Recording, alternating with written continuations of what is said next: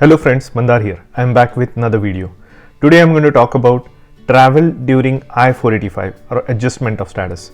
A lot of people have been asking me whether I can travel during different stages of the green card process. As you know, a lot of people are in this process and they are in different stages. So they always have a question, can I travel outside of United States while within the adjustment of status?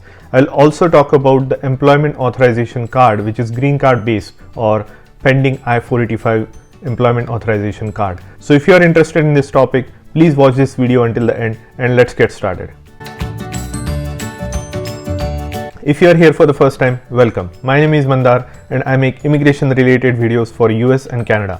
I'm not an immigration lawyer, so anything that I say on this video or on my channel is for information purpose only. For your specific immigration need, you should hire a competent immigration attorney. There are two categories of questions that I typically get from people who are in the green card process for the United States. One is EAD versus their H-1B non-immigrant work visa. What is good, what is bad, what are the pros and cons, those sort of things. And then the second question I get is related to travel during all these different phases of green card. Now, as you know, United States permanent residency pathway is fairly complicated as compared to many other countries. There are a lot of different steps, there are a lot of different scenarios and factors, and a person who is going through this permanent residency or green card approval process will know all the complexities involved in this process. So you have to be careful in every step of the way that the decisions that you are making regarding travel, job changes and so on have no adverse impact on your application for the green card. So let's talk about the EAD or employment authorization card first,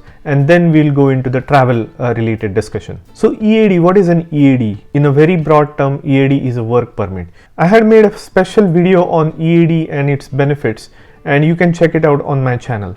It gives the authorization for an individual to work in the United States for any employer for a certain duration, which is typically the validity period of the employment authorization card, which is EAD card. EAD is for a very specific time. Typically it's given for 1 to 3 years. Now there are a lot of different types of EAD, but in this video I'm going to focus on green card EAD, which is the EAD that is given pending adjustment of status application. So when you apply for your 485, you also apply for EAD, which is I-765 form, which gives you employment authorization document.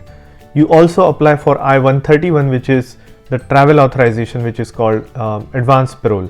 Typically this EAD and travel authorization are on a single card, which is called a combo card that you will get while you are waiting for your green card. So that's what we are talking about in this video.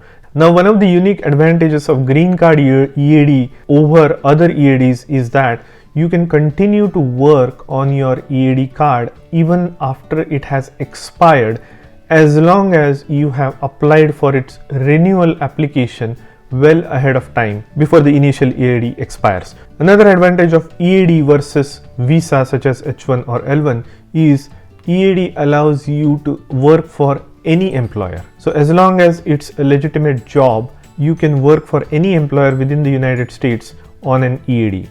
Another advantage, and this is the question that I got from few of you, is that can you choose not to work while on EAD? Yes, you can not work. So basically you can choose not to work while you are on EAD. You will still be maintaining your status, which is the pending adjustment of status, and that will allow you to stay in the United States and not work.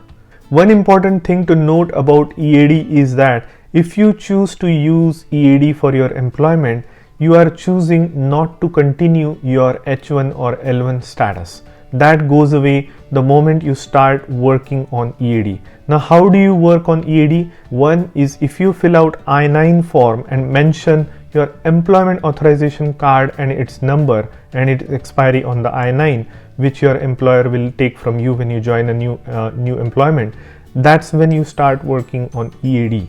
Versus if you give your H1 or L1 information on your I-9, that will mean that you will be maintaining your H1 or L1 status.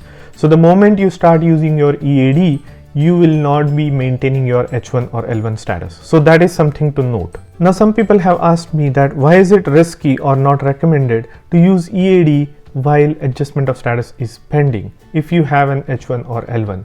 Now, I am not saying that it is risky. Some of the lawyers try to tell you that if your green card application, your 485 application gets denied, if you are maintaining H or L status, you can fall back on that status even if your green card is denied. Now think about it. The only people who will have to worry about their I-485 application status or getting approved or not is people who have problem with their case, such as if they have a criminal background, if they have DUI or DWI, which is driving with influence, if they have a domestic violence criminal case, if they have issues in their income tax, and most importantly, if at any given time during their stay in the United States they have been out of status, which means they have not been maintaining the visa status that was provided to them when they entered the United States.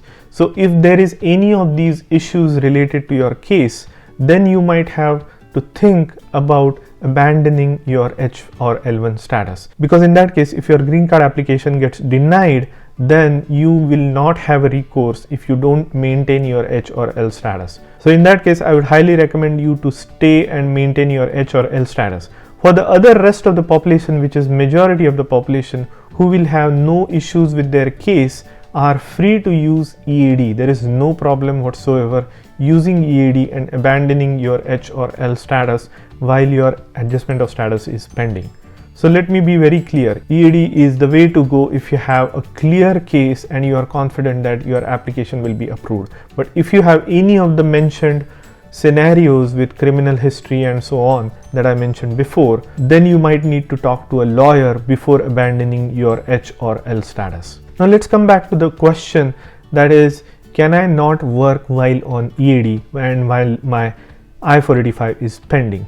As I said, the answer is yes. You can choose not to work on EAD if your application is pending I-485. Now the reason I say that is because EAD allows you to work for any employer, and even if you don't work, you'll still be maintaining your status as pending adjustment of status. Now where the problem comes in is, remember, your entire green card application, which is EB based, is based on the fact that you have a bona fide job offer. Now either you would be working in that job already, which is the majority of the cases, or you will be having that job ready to go once you get your green card. So if you choose not to work on EAD while your adjustment of status is pending, that is fine, as long as you have an employer who is willing to give you the same job that was mentioned in your I-140 application, and there is a bona fide job offer with this employer to start right after you get a green card. So that way you convince the visa officer that you have an offer ready to go as soon as your green card comes in. If you still have any more doubts or questions, consult an immigration lawyer on your specific scenario. Now the second part of my video, which has to do with the travel. Now when can you travel and when can you not travel? So I'm going to go through several different scenarios, and you might notice that I'm repeating the things over and over, but believe me, there are people in every different categories and they have questions whether they should travel or not. So bear with me as I go through each and every scenario in this. So the first scenario, very common scenario, when you come on H1 or L1 status in the United States, you haven't started your green card process. Can you travel? Yes, you can travel as long as you have a valid stamp on your passport. So if you have an approval notice which was an extension of your current visa status in the United States, while coming in you will have to stamp the visa and only then you can come in. Now scenario number 2, you are on H1 and L1 status within the United States, and your employer has started your PERM application. So while the PERM application is processed, you can still travel outside of the United States as long as you are still employed and the travel duration is reasonable, like 1 or 2 or 3 weeks, just to visit and come back.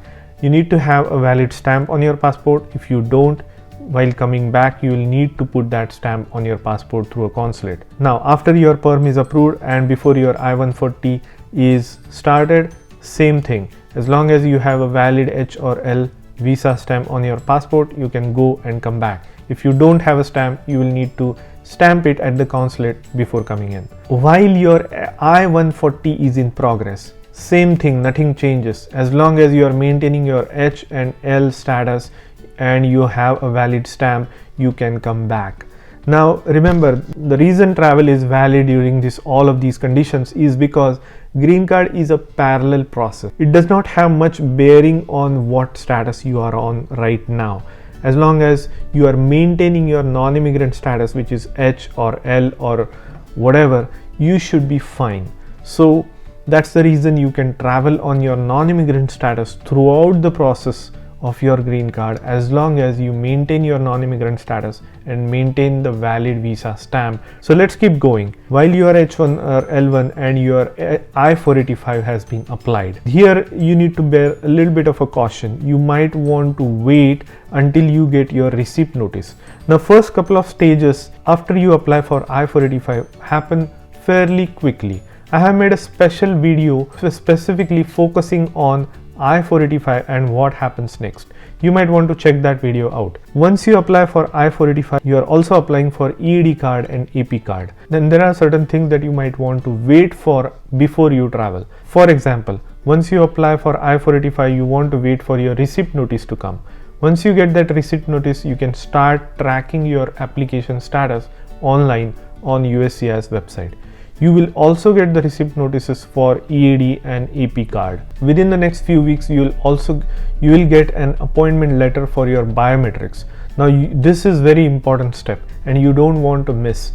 That's why I'm saying technically it is possible for you to go out and come back, but you don't want to miss this biometrics appointment, because if you miss, application could be considered abandoned if you haven't responded to it. Alternatively, if you must travel during this time, you can contact USCIS and get your biometric appointment rescheduled, and that would be perfectly okay. But remember, that would cause unnecessary delay in your process, because without biometric they cannot start your background check. Once you have all your receipt notices and once you complete your biometrics appointment, then there is a period of time which could be short or very long, during which you are in pending I-485 or pending adjustment of status. Now during this time it is perfectly okay to travel. If you are planning to use EAD and advanced parole to travel, you will need to wait until you get that combo card in your hand before leaving the United States.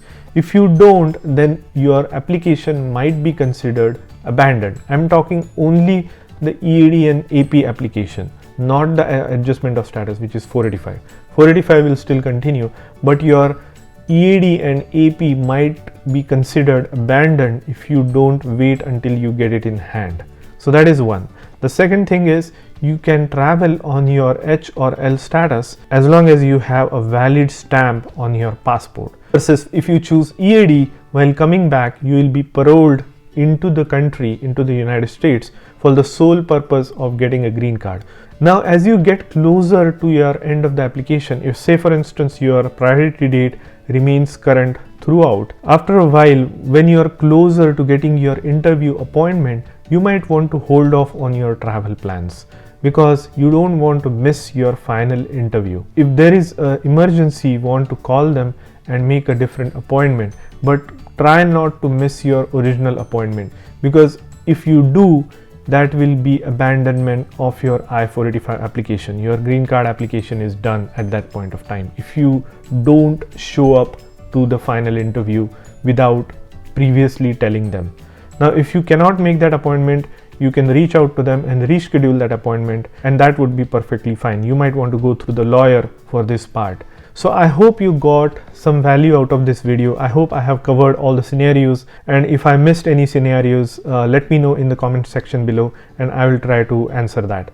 So if you got value out of this video, please hit the like button and consider subscribing to my channel, and I will see you in the next one.